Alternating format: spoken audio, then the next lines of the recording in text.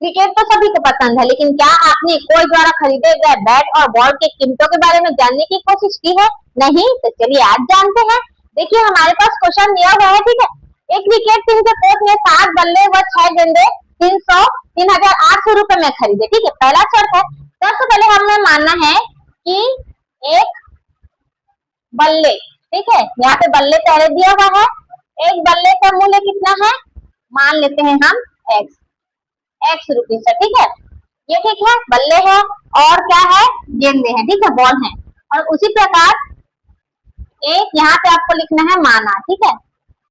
एक गेंद का मूल्य कितना हो जाएगा, 22 हो जाएगा, क्योंकि हमें एक का नहीं पता, एक प्रत्येक का हमें नहीं पता है, गेंद और बॉल का, सॉरी गेंद और बैट का नहीं पता है ना, तो इसीलिए हम क्या मानते हैं कि एक्स और वाई सबसे पहले मानते हैं, ठीक है।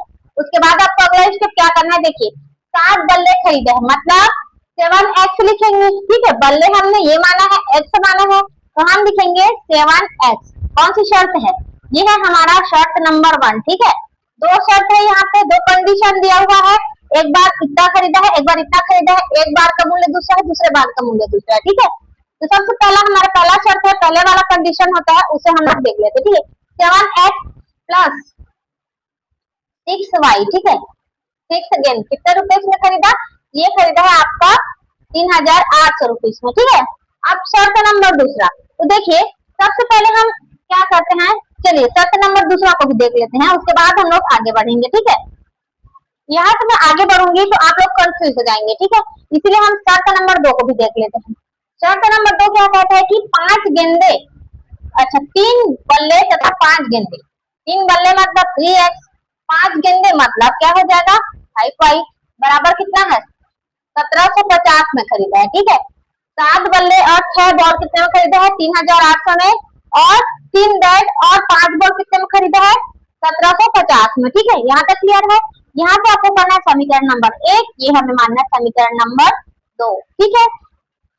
अब आपको आगे क्या करना है, देखिए चाहे आप समीकरण 1 से लीजिए, चाहे आप समीकरण नंबर 2 से लीजिए, किसी भी समीकरण को उठा के आपको सबसे पहले x का मान निकालना है, ठीक है, प्रतिस्थापित विधि से, क्लियर है। चाहे आप इसे विलोपन विधि से भी सॉल्व कर सकते हैं, ठीक है। तो हम देख लेते हैं प्रतिस्थापन विधि से। सबसे पहले समीकरण 1 से लिखना है आपको, ठीक है। समीकरण 1 से x को इस साइड रखेंगे, 6 को उस साइड ले जाइए, 7x इक्वल टू कितना है 3,800, माइनस में क्या आएगा 6y, ठीक है। तो x का मान क्या निकला है 3,800 माइनस 6y बटा 7, इधर चला जाएगा तो बटा में हो जाएगा आपका 7, ठीक है। ये हो गया, x का मान निकल के आया है, ठीक है। हम मान लेंगे समीकरण नंबर 3, ठीक है। ये हो गया आपका समीकरण नंबर 3 हो गया, ठीक है। अब देखिए अब क्या करना है, अब इस x के मान को हमें किस में रखना है भाई, समीकरण 1 से हमने लिया है, ठीक है। समीकरण 1 का मान है ये x का मान, तो हम इसे समीकरण नंबर 2 में रख देते हैं। किससे रखेंगे, x का मान जो निकला है ना उसे हम समीकरण नंबर 2 में रख देंगे। तो चलिए 3 है, यहाँ तक 3 रहने देंगे, और x के जगह हम इसे रखेंगे 3,800 माइनस 6y बटा में कितना है 7, ठीक है। यहाँ पे प्लस 5 आई है यहाँ पे, तो प्लस करेंगे 5y इक्वल टू कितना है 1750, ये है। अब चलिए आगे सॉल्व करते चलेंगे, 3 का गुणा इसके साथ करेंगे, डबल 0 हो जाएगा, 8 या 24 हासिल आया तो 3 3 क्या 9 9 2 11, 11,400 माइनस 6 या 18y, ठीक है। यहाँ तक बटा में क्या है, तो ये 7 है, प्लस क्या है 5y बटा में कुछ नहीं मतलब 1 है। हमने ऐसा क्यों किया, क्योंकि हमें यहाँ पे तिर्यक गुणा करना है, ठीक है। प्लस है यहाँ पे बटा में, इधर कुछ नहीं है मतलब बटा में 1 है, ठीक है। तो हमने यहाँ पे प्लस है तो इसमें हमने बटा में 1 डाल दिया, क्लियर है।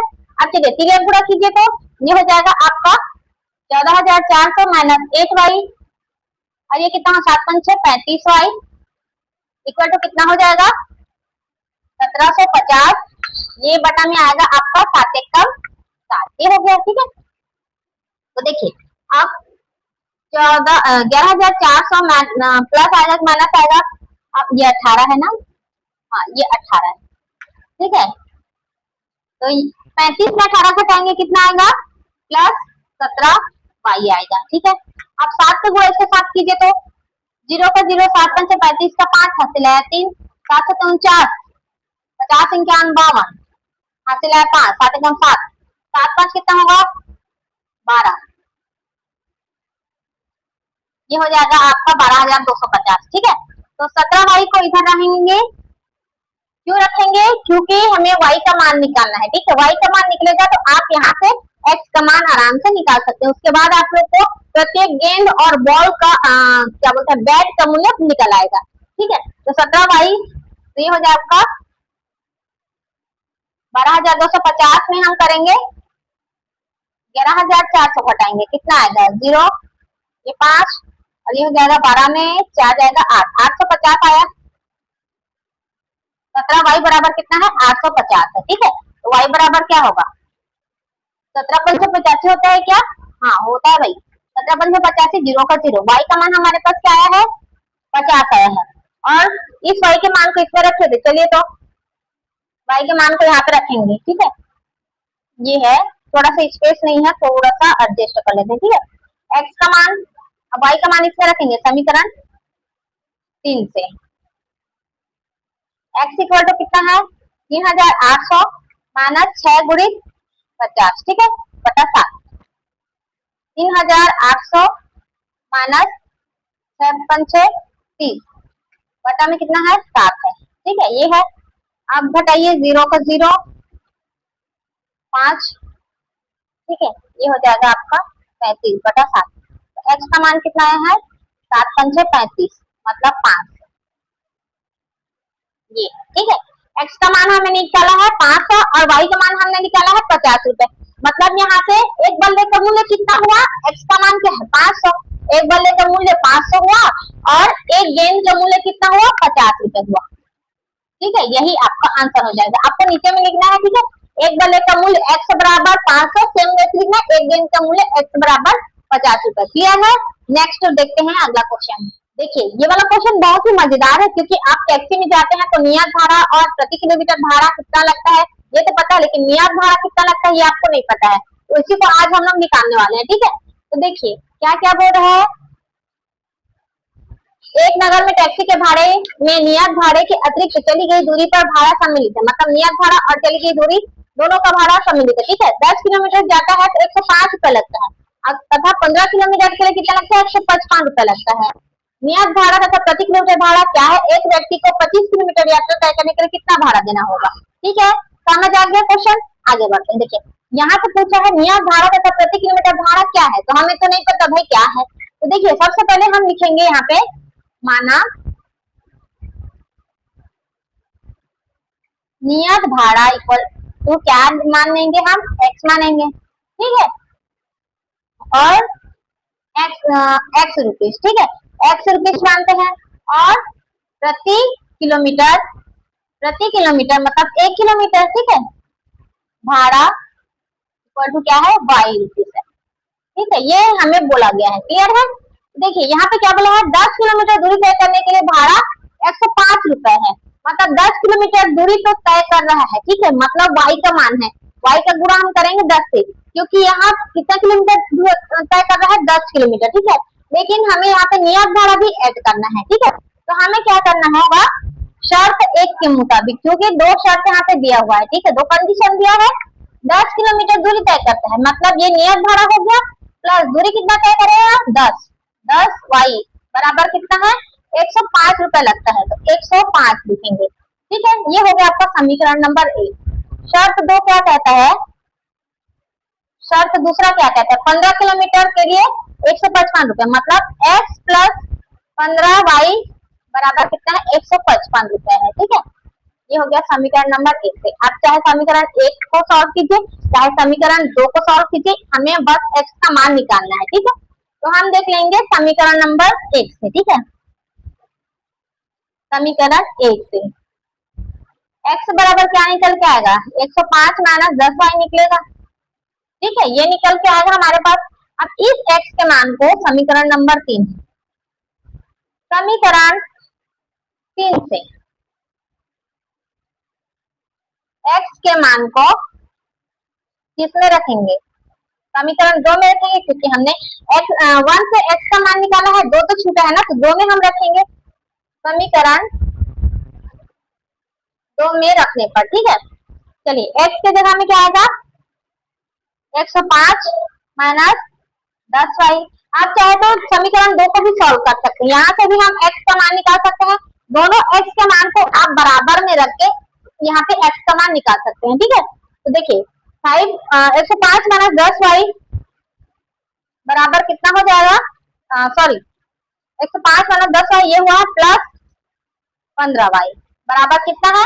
155 है। ठीक है, तो देखिए यहाँ से y का मान निकालिए, 105 प्लस 5y होगा, क्योंकि माइनस 10 और प्लस 15 है, तो ये हो जाएगा 155। ठीक है, तो 5y बराबर क्या हो जाएगा? 155 में 5 गया तो 50, तो y बराबर क्या निकला? y बराबर निकला है 10। मतलब 1 किलोमीटर तय करने में कितना रुपए लगेगा? 10 रुपए लगेगा। ठीक है, 10 रुपए तो लग रहा है 1 किलोमीटर तय करने में, लेकिन नियत भार निकालने के लिए क्या करना होगा? इस y के मान को हमें समीकरण नंबर 3 में रख देना है। ठीक है, सीधा आपको उठाना है और समीकरण नंबर 3 में रख दीजिए अगर x का मान निकालना है तो। ठीक है, 105 माइनस 10 गुणित कितना है? 10 आया है, ये हो जाएगा आपका 10। ठीक है, ये आप नहीं समझना भाई इसको। ठीक है, ये है 10 है ये। ठीक, 10 हो गया, बटा में कितना है? ये कहाँ गया यार? बटा नहीं है ना, ये बटा में नहीं है। ठीक है, तो x बराबर क्या है? 105 माइनस 10 दहम 100, x का मान क्या आया है? 5 है। मतलब नियत भाड़ा कितना लगेगा? जहाँ पे आप जैसे टैक्सी में आप बैठते हैं ना, वहां से ही आपका भाड़ा स्टार्ट हो जाता है। मतलब नियत भाड़ा मतलब आप टैक्सी में बैठते हैं तभी से आपको 5 रुपए एक्स्ट्रा देना पड़ेगा। ठीक है, उसके बाद आपको जितना किलोमीटर जाना है उतना किलोमीटर आपका ऐड होते जाएगा। ठीक है, यहाँ पे हमें कितना किलोमीटर जाना है? 25 किलोमीटर जाना है। चलिए यहाँ से 25 किलोमीटर जाएंगे तो नियत भाड़ा तो पहले लगेगा। ठीक है, यहाँ पे लिखेंगे 25 किलोमीटर तय करने पर लगा भाड़ा, ये लिखना है। ठीक है, चलिए नियत भाड़ा 5 रुपए हो गया, 25 किलोमीटर तय करेंगे, 1 किलोमीटर का कितना है?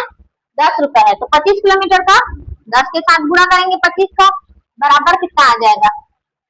5 धन 250। ठीक है, 5 धन 250, तो 250 से 5 जोड़ेंगे कितना आएगा? 255।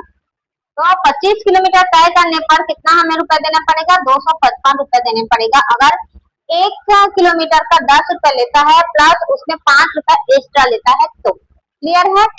ठीक है, यहाँ पे क्वेश्चन नंबर आपका 4 खत्म होता है। अगली क्लास में हम 2 क्वेश्चन और बचा है इस प्रश्नावली का, 5 और 6 नंबर का बचा है। ठीक है, उसे हम लोग अगले क्लास में देखेंगे बहुत ही अच्छे तरीके से और डिटेल से। क्लियर है?